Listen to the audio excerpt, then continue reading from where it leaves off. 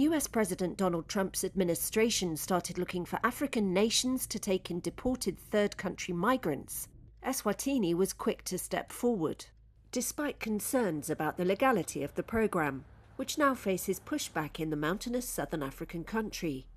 Things moved quickly. Eswatini's Prime Minister met the US Chargé d'Affaires early last year, 3 government sources told Reuters.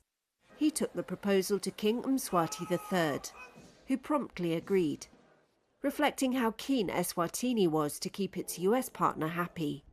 19 migrants have been detained in a prison south of the capital Mbabane. What was at stake for Eswatini was aid.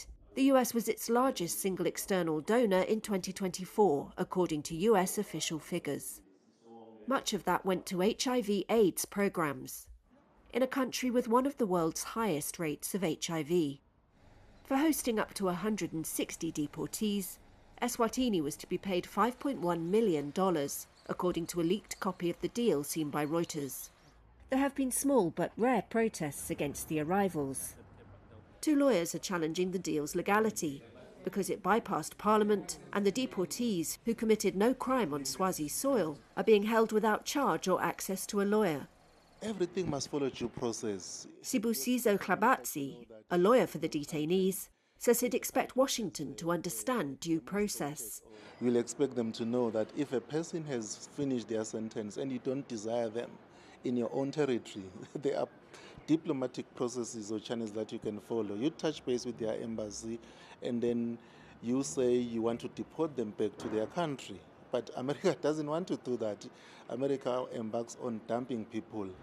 A US State Department spokesperson declined to answer specific questions, but said, "We remain unwavering in our commitment to end illegal and mass immigration and bolster America's border security."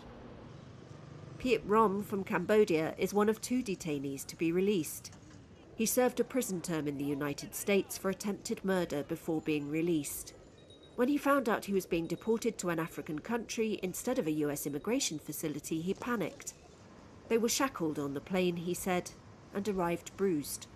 And they threw me in a prison when I got there, you know. When I got there, they put me in a super maximum prison, and you know, that right there, you know, I feel as though that's illegal to put somebody in a prison and you haven't committed any crime in that country. Conditions were crowded, he said, with 4 people to a small cell. Eswatini's Correctional Services head did not respond to a request for comment.